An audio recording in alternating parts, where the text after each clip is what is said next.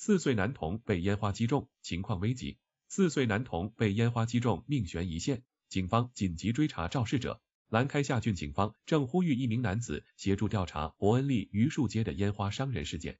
11月5日晚，该地区发生多起反社会燃放烟花事件，一名4岁男童重伤入院，情况危急。警方公布一名男子照片，希望公众协助确认其身份。警方声明称，今年事件已严重到致儿童住院，请社区挺身而出指认肇事者，并呼吁知情者提供线索。你能帮忙吗？